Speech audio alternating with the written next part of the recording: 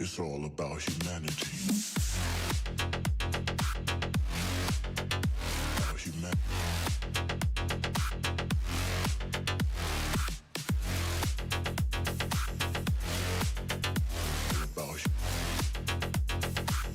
It's all about humanity. About humanity.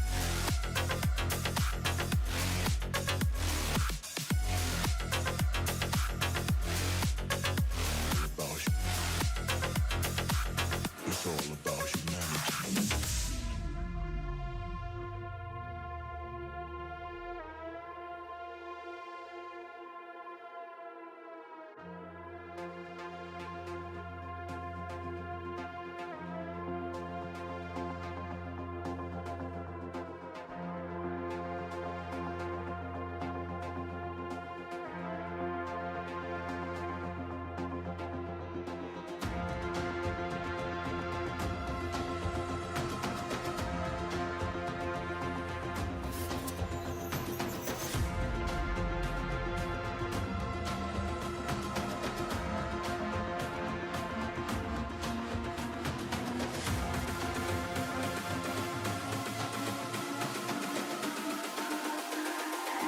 It's all about humanity.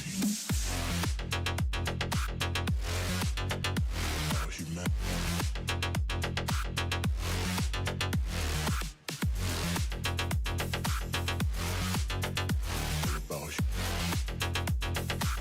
It's all about humanity.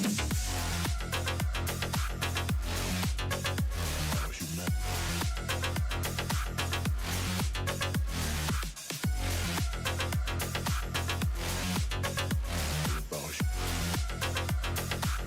It's all about humanity.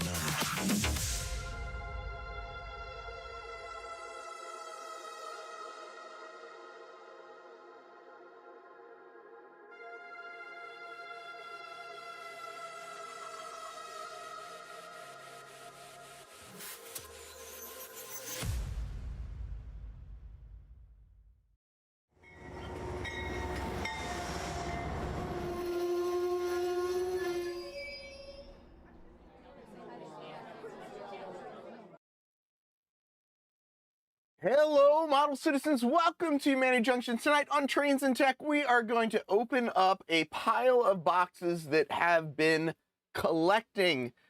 If you've been keeping track, you'll know that I missed the last 2 live streams. I hated to do it, but about 2.5 weeks ago, I lost my voice. It's not completely back, so we'll see how long I can do this for. If you don't know, when you're streaming by yourself, there's a lot of talking.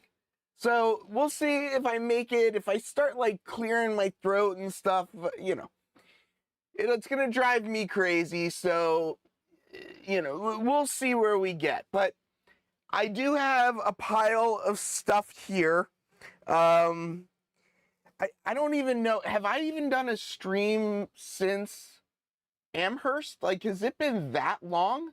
I don't think it can't have been that long. I must have done one after Amherst because I don't think there's any Amherst stuff here.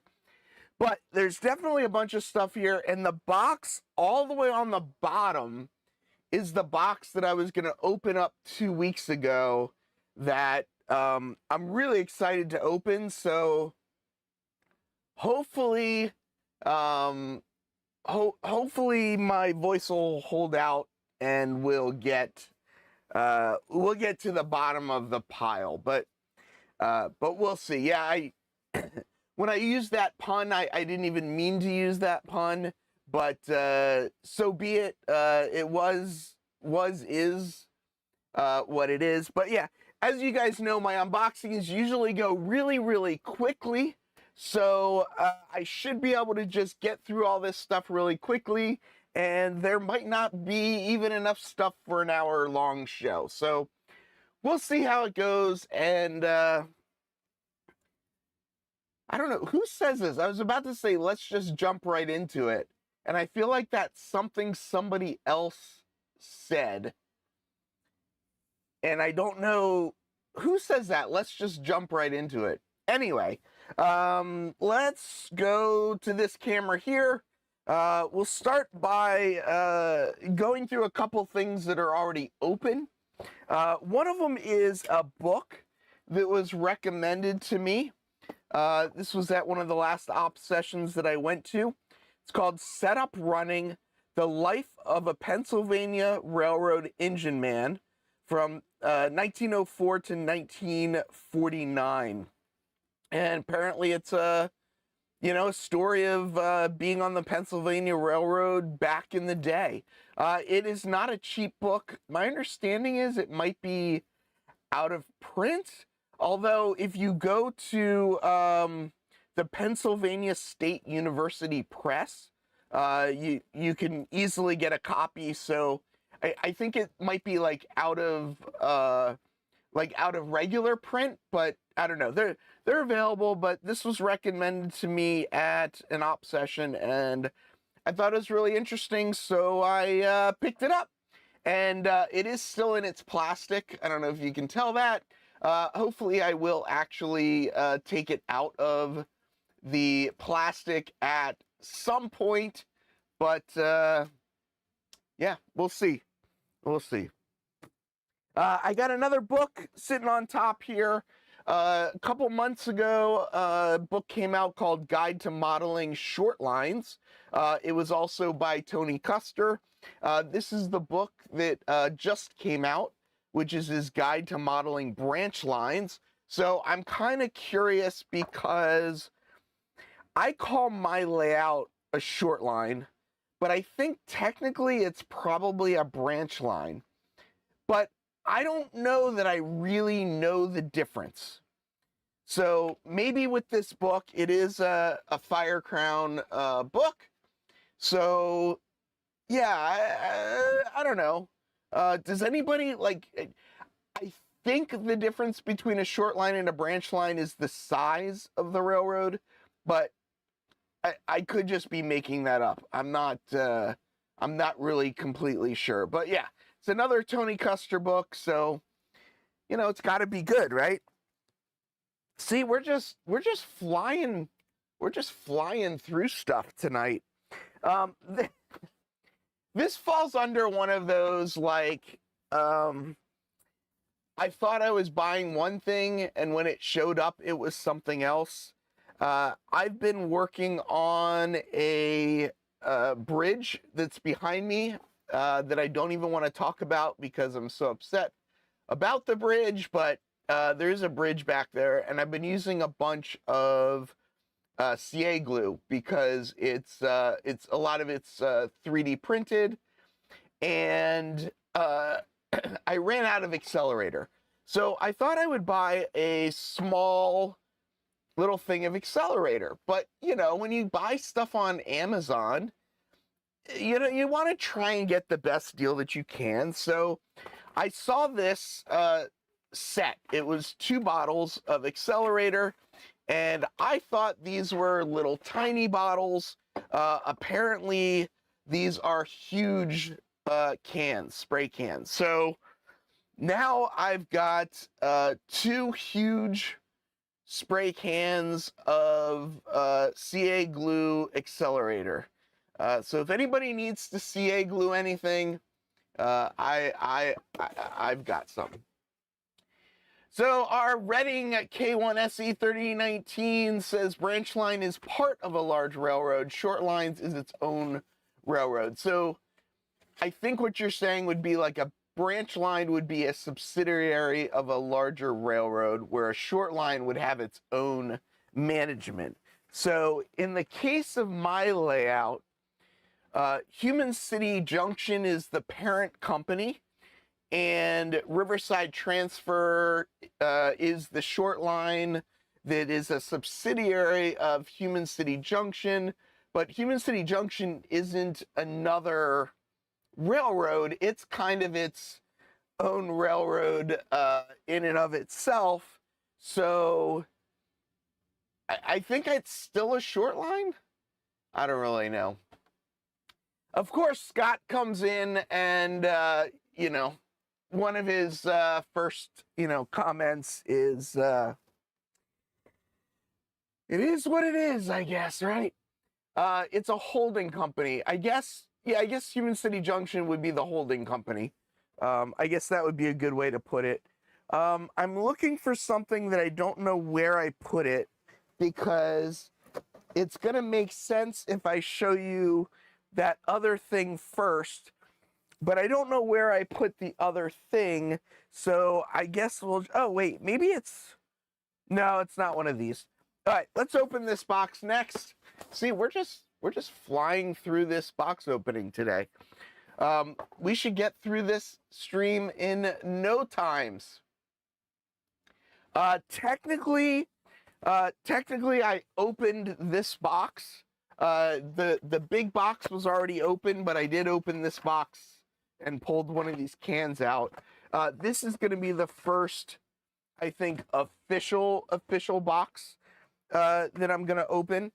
I will say this is a repack box. What it says on the outside is not what's in here, but I do appreciate the box. It's some 33-inch plastic N-scale wheels for Microtrains trucks. I don't know what brand this is, but that's not what's in here, though. It is just a repack. I will say this does come from Iron Planet Hobbies, which is a sponsor of the channel, so definitely go check them out. I did purchase these items, and I bought them because I had this idea. The idea hasn't quite panned out yet. It especially has not panned out because I seem to have already misplaced the other item that goes along with these. And that's one of the problems that I keep having, is I've got so many projects going concurrently that I don't know. Oh wait, is this? No, that's not them. That's something else. That's another project, not the project I'm looking for. But somewhere, all right, so what the project is somewhere around here, I've got some HO scale signals.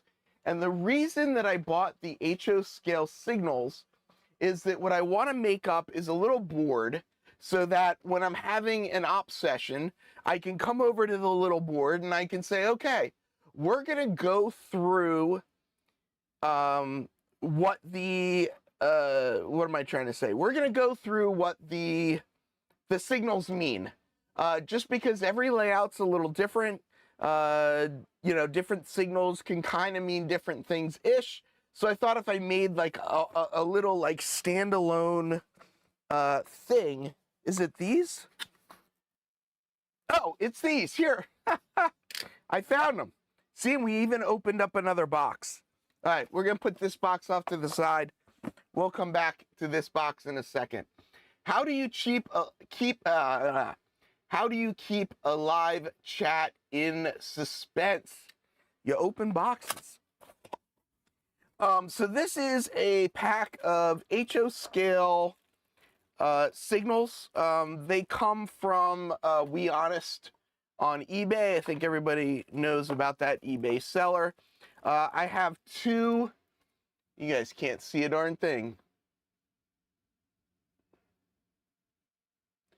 That's a good name for it, an aspect show and tell board.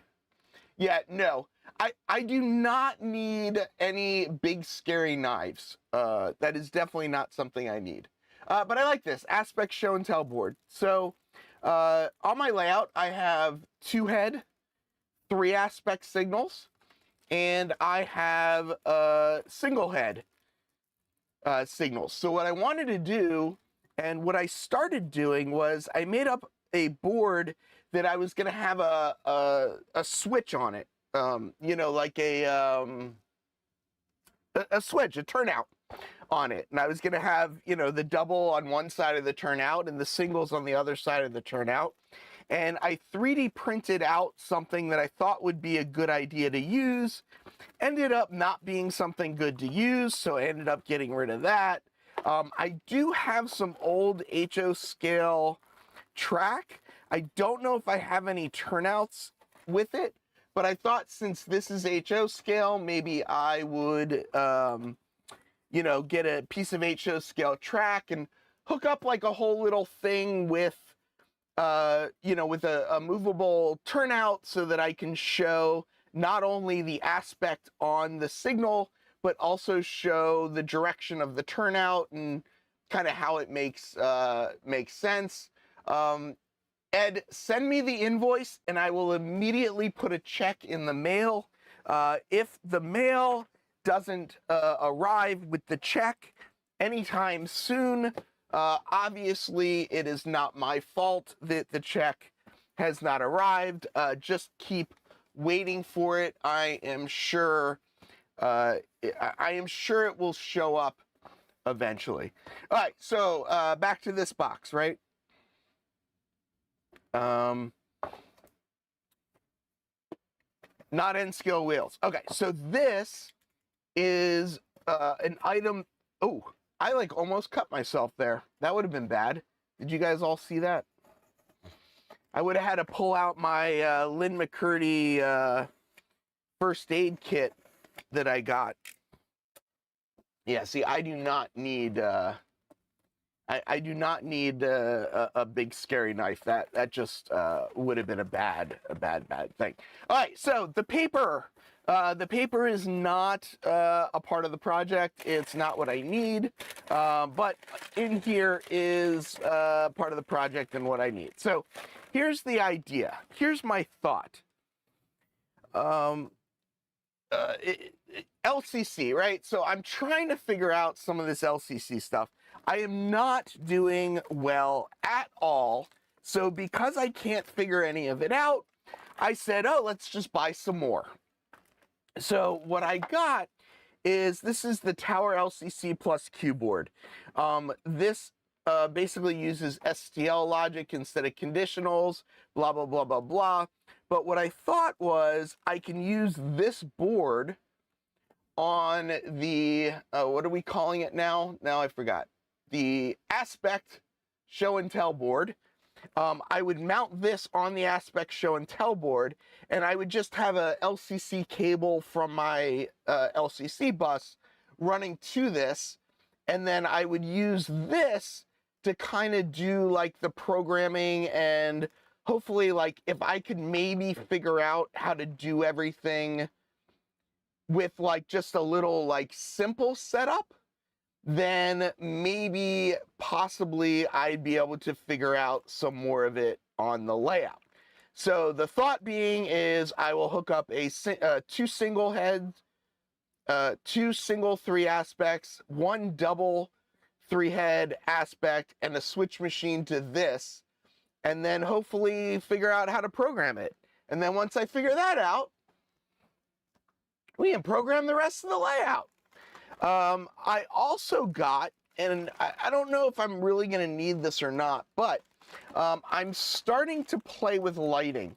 The thing that I screwed up on the bridge that I really don't want to talk about is I was running some lighting. I almost had the lighting like perfect, and the first thing I did was cut through the wires that I just finished running.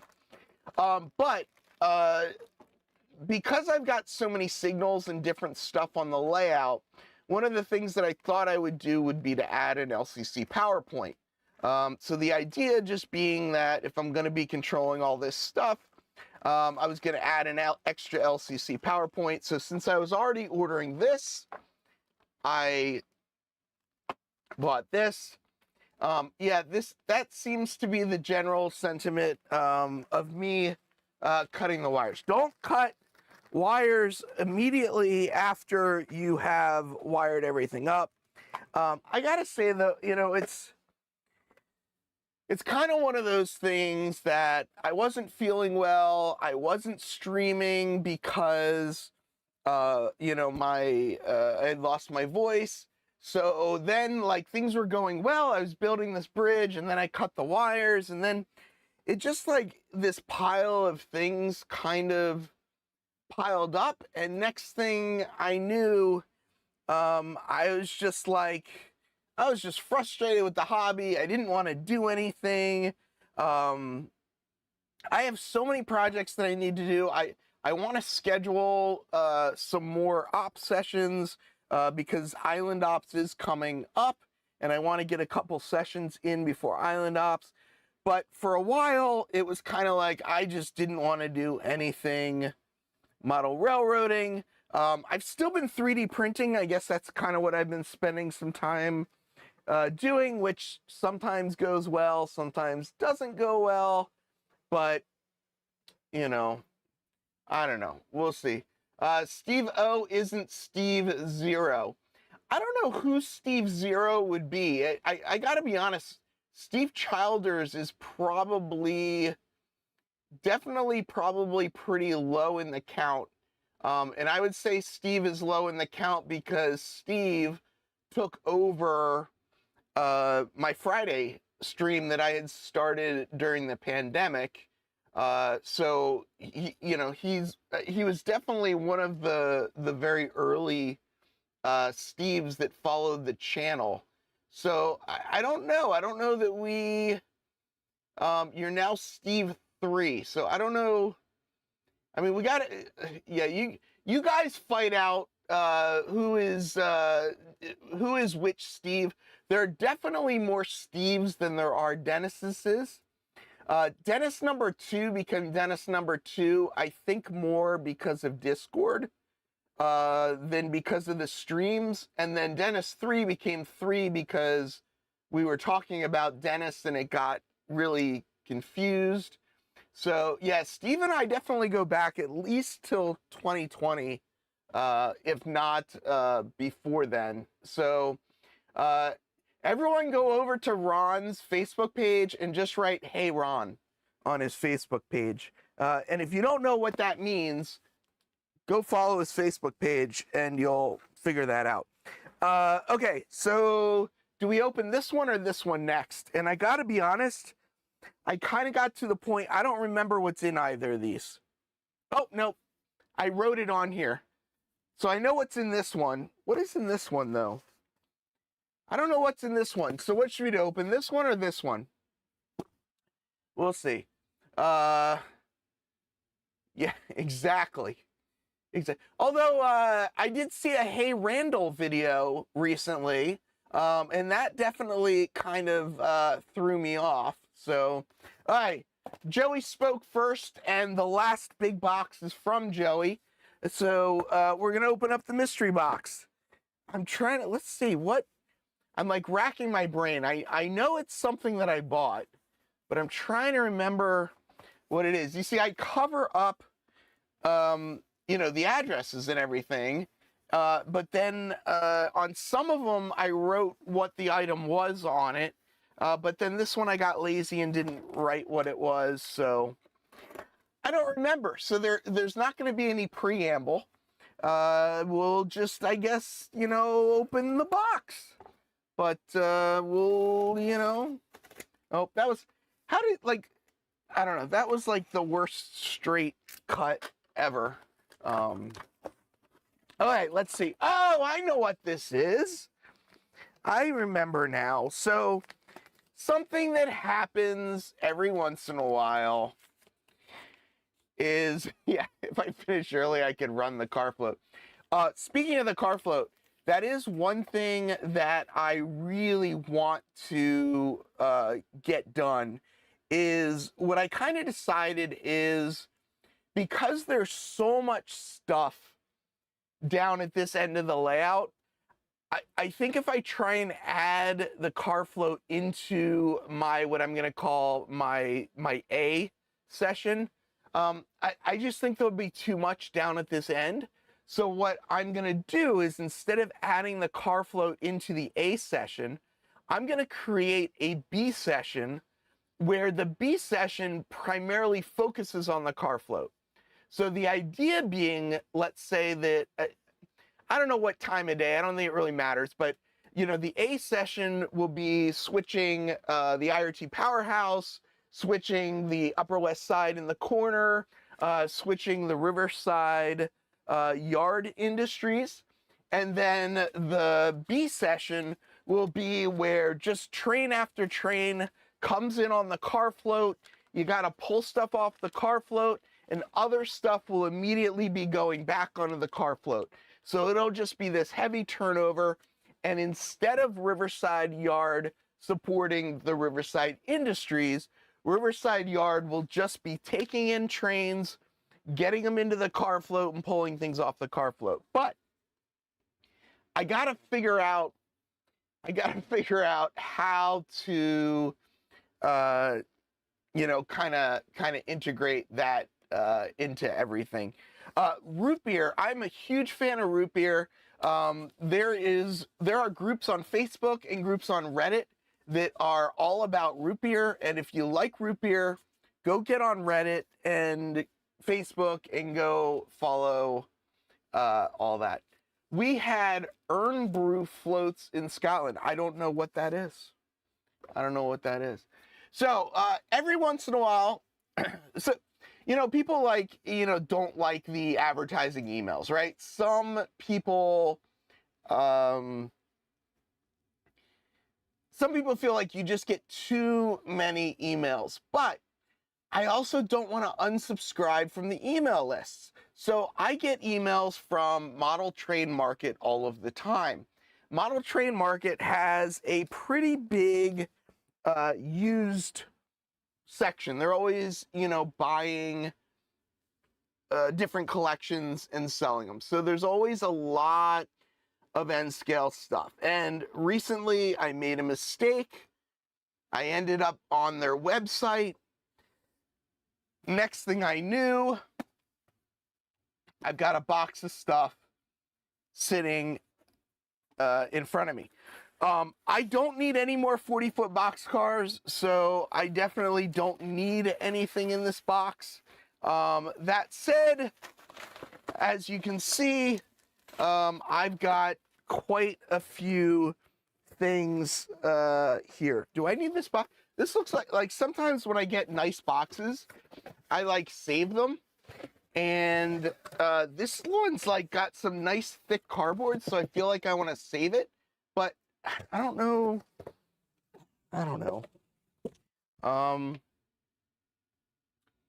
In your defense, you were left unsupervised. Yeah, I mean that is a big problem when it happens. Okay, so we've got a couple different items here. One of them that I don't think I realized was the size that it was, and that's a little bit, I don't know if frustrating is the right word, but like, I'm trying to only buy stuff that I can actually run on the layout. And I know that sounds kind of crazy, but that is kind of what I am trying to do.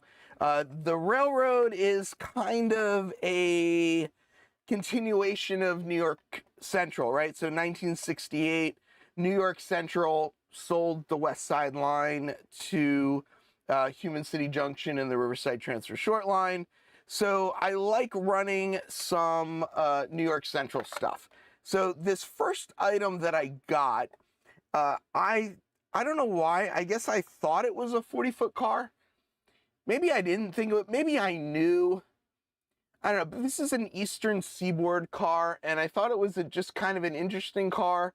It was kind of unusual, but I didn't realize it was, I think it's a 50-footer, so it's not completely out there, but basically it says Grand Central Terminal over here, and it's got the picture of the, what is that called? Like up on the top of the stone. It's got this like little person, whatever, up there.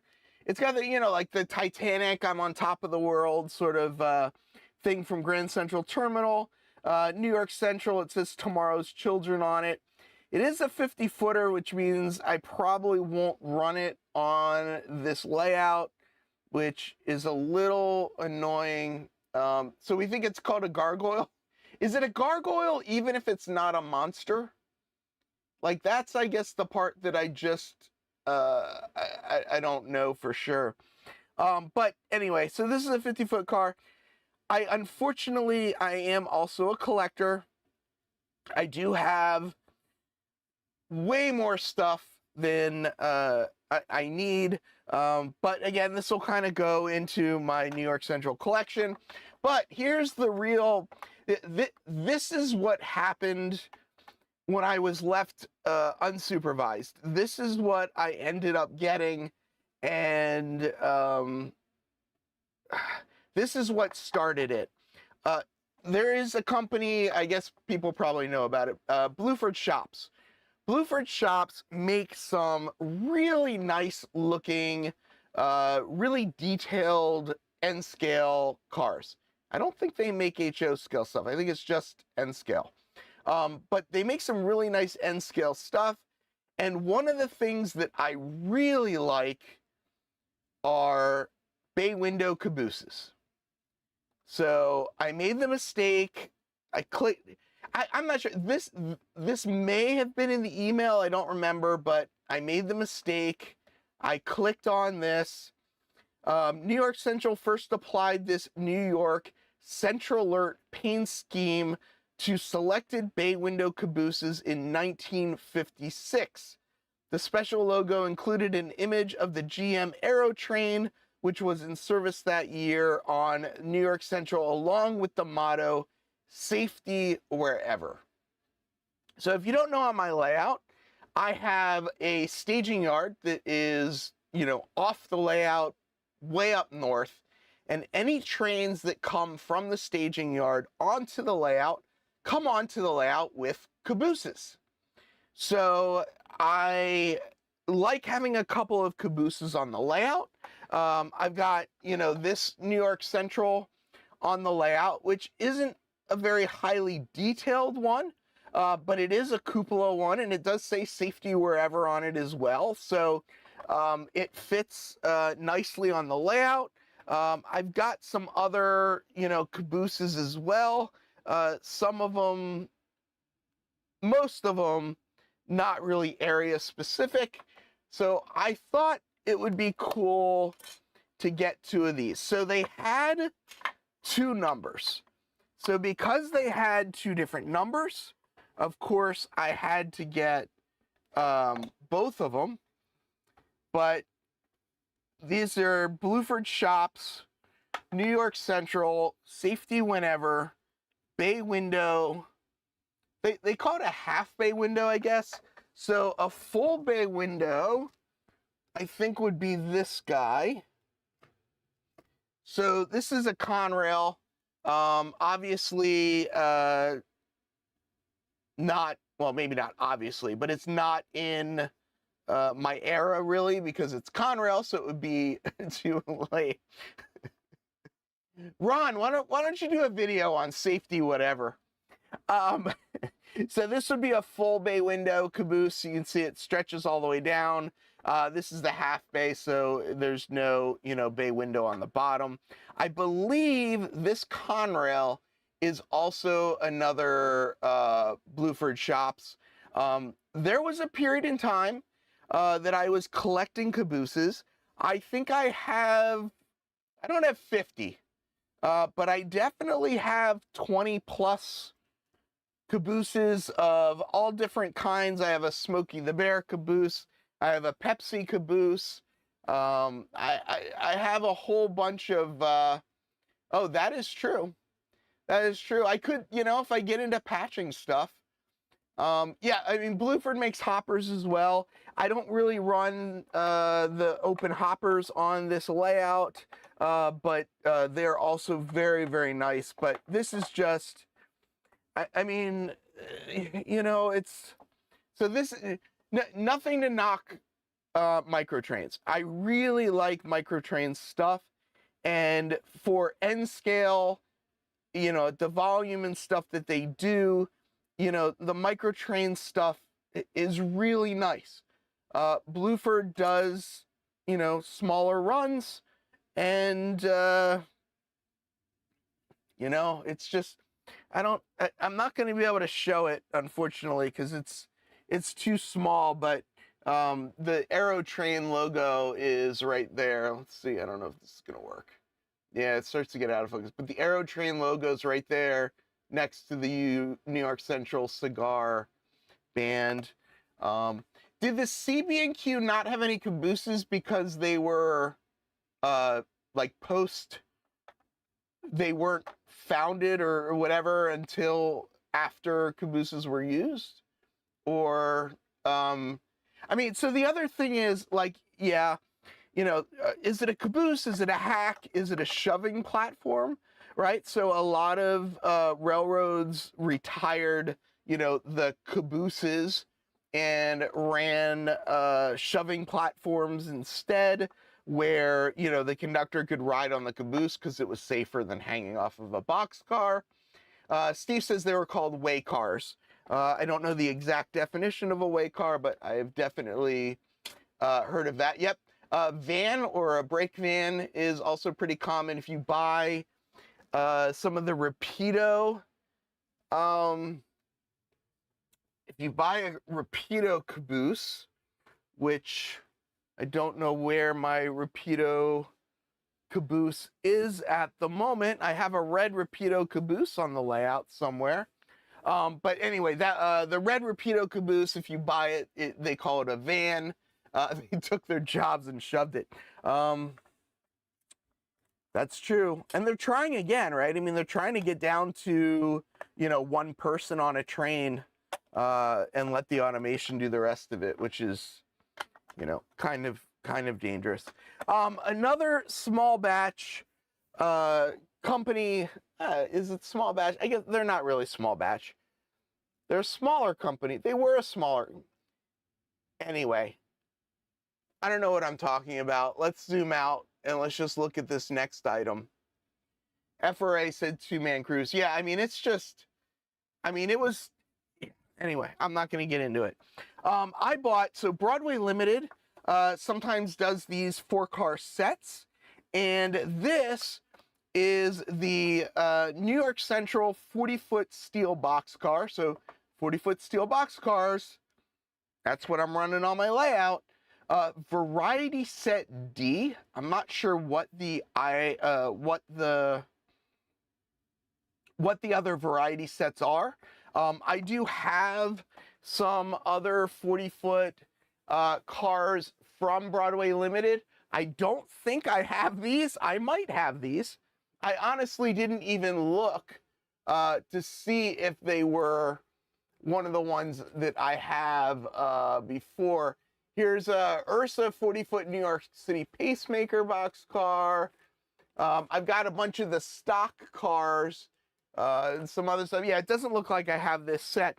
But what they are is they're not, I know it says New York Central, but they're not New York Central, actually. They're actually, like, this is Northampton and Bath. I don't know if you guys can see that. Why don't we zoom in again? Why don't we zoom in again? Come on. Zoom in, zoom in, zoom in, zoom in, zoom in. So Northampton and Bath. This is the, you know, Lackawanna. This is a New York Central one. And then this is a Reading.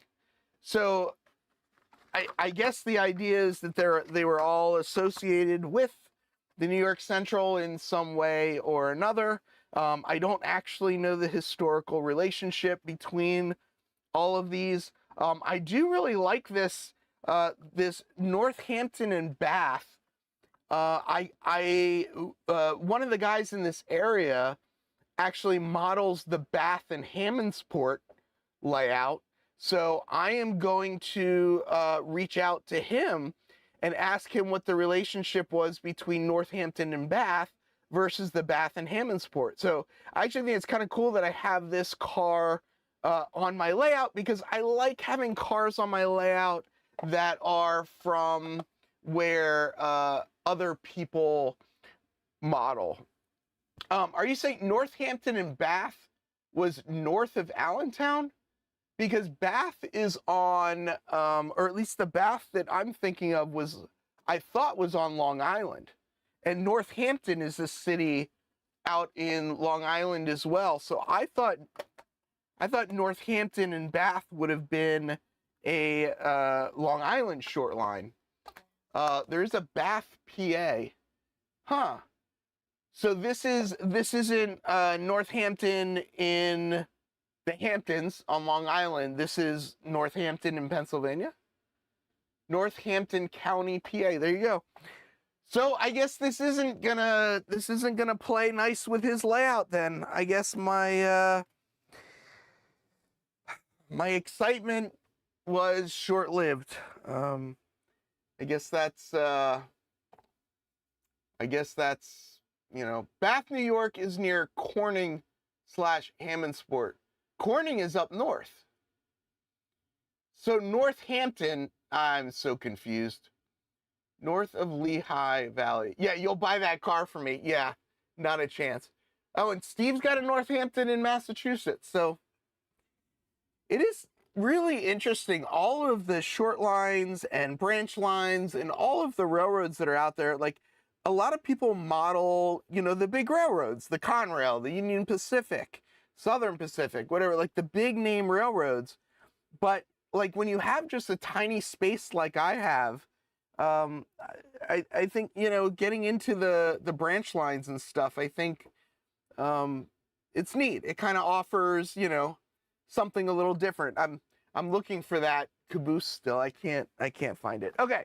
So we've got 3 more boxes. Here's the remaining pile of boxes. So this box on the bottom is the exciting one. So we've got 3 more on top. My voice is kind of holding out, so we might get there. Yeah, there you go too. Just modeling a single industry.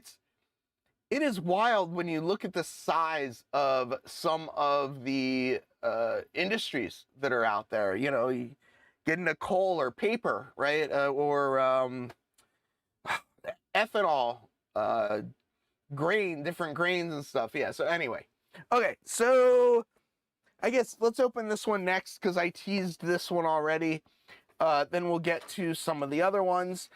So this one here has to do with the project that shall not be named.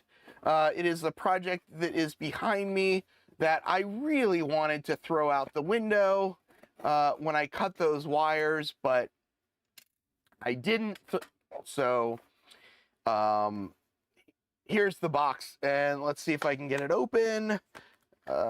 This box came all the way from China.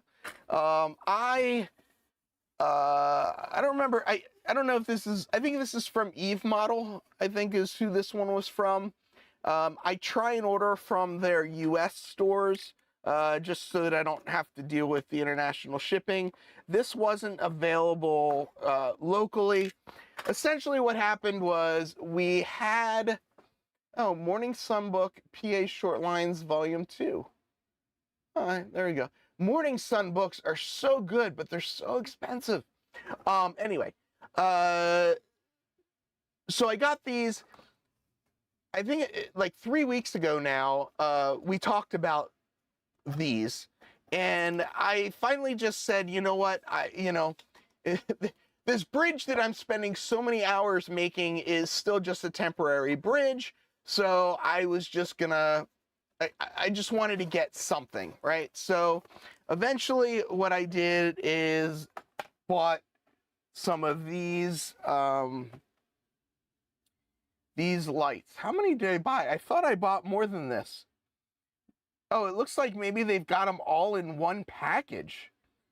Wow, there you go. I believe I ordered 30 of them. So what these are is these are the lights that are gonna go on the bridge, right? So I'm gonna zoom in again.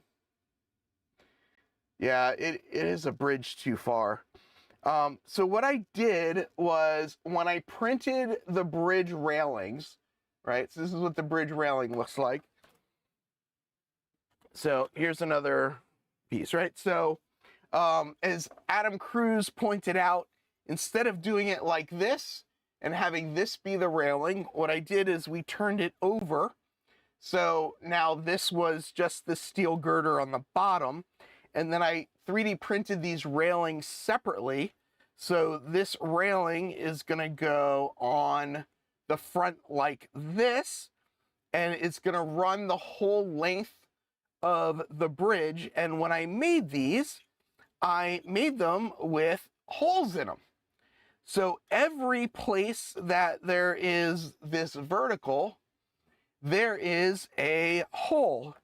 And the bridge is behind me, and the bridge is probably 7 feet long at this point. So it like can't be moved.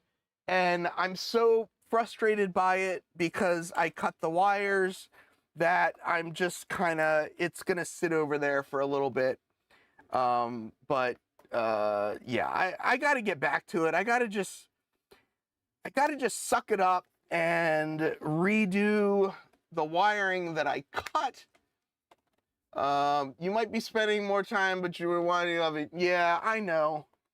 And it really is turning out really nicely.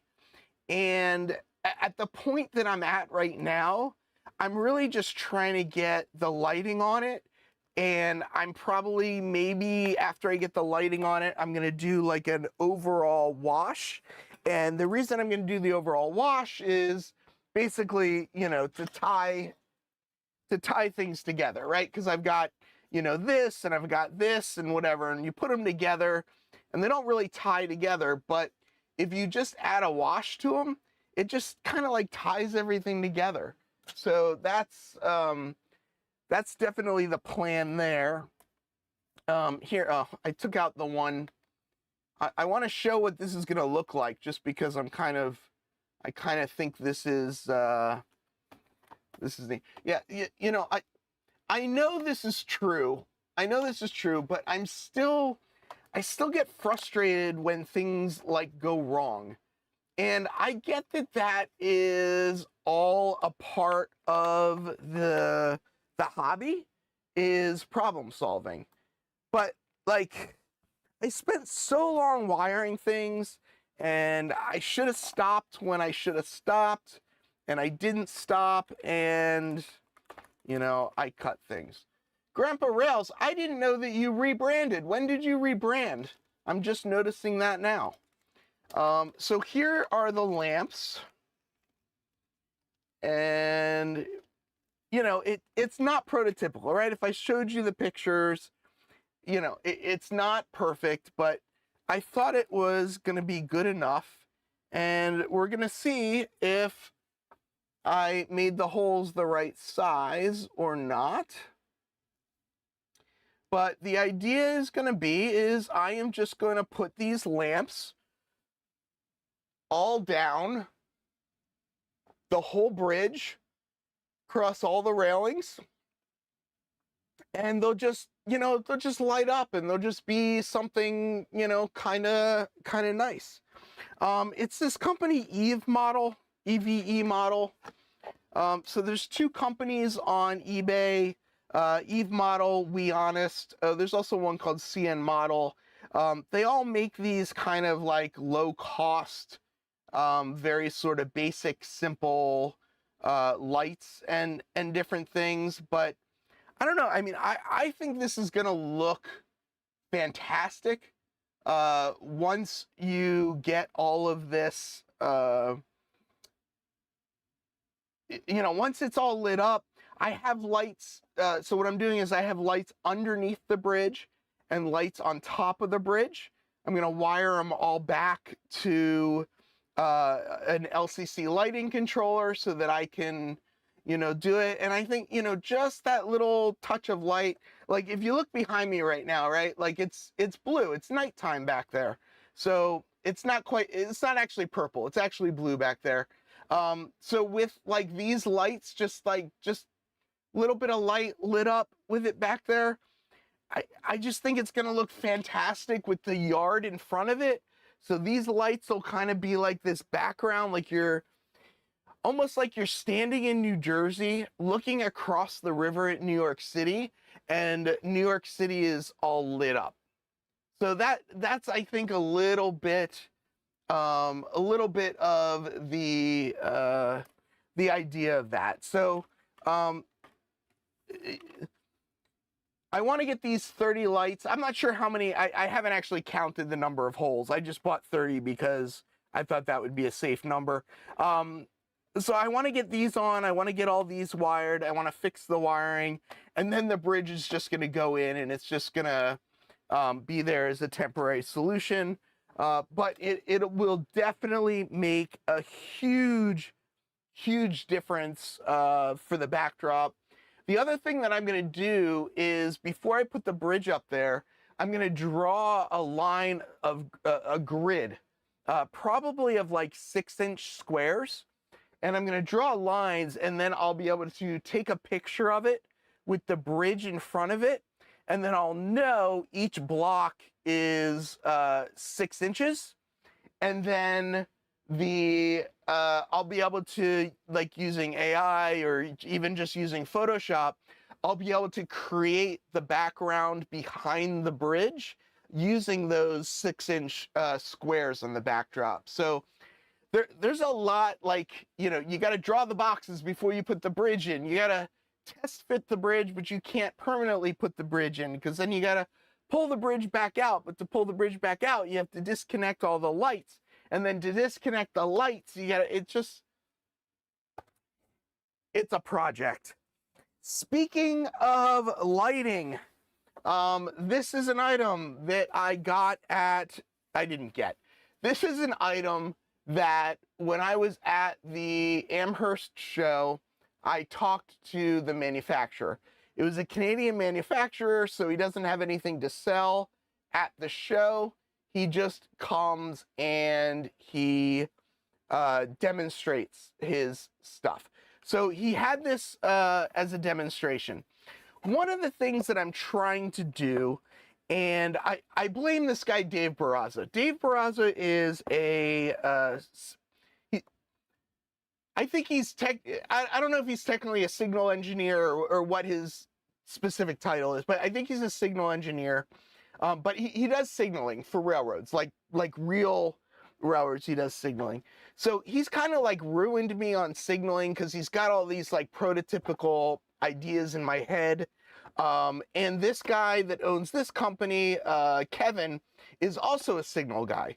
So this is, as far as I am aware, the only prototypical item of its kind. And all right, so he is a signal engineer. Yeah, okay. I wasn't sure, because I keep asking him, like, were you a civil engineer? Like, is that how you got into it? And he says, no, I just kind of worked my way up. So I don't know if he likes using the engineer name or not. Anyway, but this, as far as I know, is the only prototypical version. I have actually owned probably 4 different versions of this. I only at this moment actually have 1 place for these on my layout. I've kind of added a second one so that I can put 2 on my layout, but I don't know. I've got way more of these than I need. I've got everything from eBay specials to, I got a version from Model Train Technology, Jim Lewis down in Florida. And now I've got this version from Kevin up in Canada. And I would say the name of his company, but I always forget what it is. It's Signal Logic Systems, Inc. is the name of Kevin's I guess it doesn't matter if I show his information. So there's his business information. You'll need to zoom in to see it, I guess. Whatever. But you look at Signal Logic stuff. So let's see. Paul says signal engineers can be professional based electrical degree or field engineers who've worked their way up. Yeah, and Dave definitely started as a field engineer and worked his way up. Start off as signal technicians. So, yeah, so basically I've got this whole prototypical thing in my head, and let's just get into this. This is a box of packaging material. But here's the brains of it. We'll just pull the brains out and we'll just kind of go from there. So this is the Signal Logic Systems grade crossing kit. And I know what you're thinking. You're saying it's just a grade crossing kit. What in the world would make this prototypical that other ones would then not be prototypical? Let's see. I also have the bell module, and I also have these boards, which are the breakout boards. So here's what makes this one different than other crossing systems. On the majority of model railroads, what model railroaders do, oh, this says 10 photocells. Oh, it says 10 photocells, and then it says infrared edition. So I got the infrared edition. So most crossing signals on model railroads have a sensor on one side of the crossing and a sensor on the other side of the crossing. And usually they put, I got to get to this event. I really have to get to Altoona. Maybe that's going to be my big trip this year, or one of my big trips. I really want to go to Altoona. Anyway, now you're distracting me, Dennis.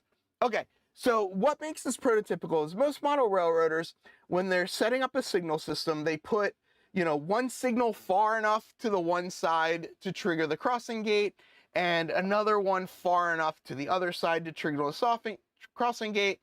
And anytime the train approaches, the crossing, it goes off. But inevitably, sometimes on an op-space layout, that train is going to stop. It's going to either stop short of the crossing, or it's going to go completely through the crossing, and it's going to stop just on the other side of the crossing. Because one of sort of the rules of railroading is you try not to block the crossing on an op-space layout. So prototypically, what there is one signal like just outside the crossing on one side, one out signal just outside the crossing on the other side, and those are the near signals, or the near sensors. Sorry, I'm trying to talk quickly because I got more stuff to open. It's almost 9 o'clock. There'd be a signal on either side of the crossing, which would be the near, not signals. Stop saying signals, Heath. There would be sensors just on either side of the crossing, and then there would be sensors farther away. So there would be a near sensor and a far sensor. So what this system does is it takes into account the far sensor and the near sensor. So this crossing signal figures out which direction the train is coming. It knows which side it's coming from. So it knows if it's gone through the crossing, but it stops short of clearing the far crossing, but it has cleared the near, I keep saying crossing.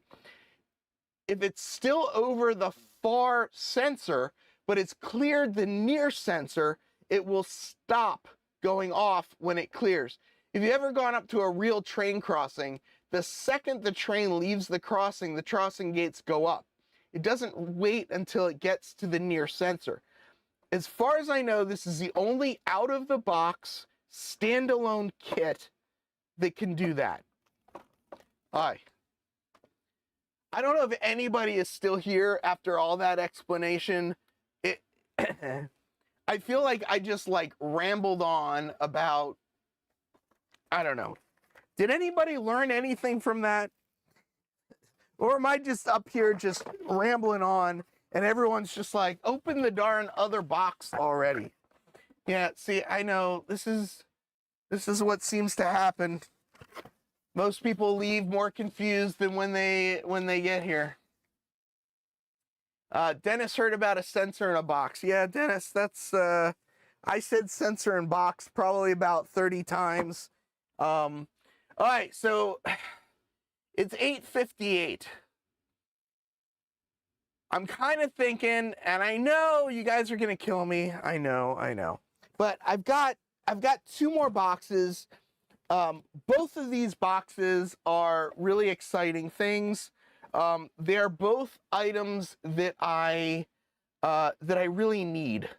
And you know, when you say need on a model railroader, you can tell I'm kind of getting tired because English has become a second language for me, and I just cannot put together a sentence at all at this point. So, oh, Walthers does. Walthers makes one, and it doesn't work prototypically, like on its own, because that's pretty cool if they do, because I didn't know that anybody else did. So both of these are items that I needed. This was an item that I purchased late at night. I saw it. I ended up with like $600+ worth of stuff in my cart. I ended up narrowing it down to just a single item, and I decided that I needed this item. It wasn't a want anymore. It was a need. I think that, so this box here, I don't know if you can see, it says RTSL structures. These are the custom-made structures that Joey from Late Night Hobbies made for my layout. I don't think it's fair to rush this box opening. This box opening probably needs its own stream, all on its own. So because these are both items that I really, really need on the layout, I think I need to just close the stream here. I know it is what it is. I appreciate everybody that's hung with me through the last 2 weeks. Me not being here, me not feeling well. I'm getting stronger every day, as they say. Stronger every day. So we're going to schedule some op sessions. We're going to get this bridge in a place where I can run trains. We'll open these boxes. We'll get this stuff on the layout. I get a t-shirt. You see this one says, I was on ATLP and all I got was this t-shirt. I know I forgot to wear that t-shirt and I ended up down here, but yeah, I got that t-shirt. But thank you. You are an inspiration to me and help me going and keep going on my layout. Probably more than I am any sort of inspiration to anybody else. So thank you for being here. From the city that never sleeps, farewell, model citizens.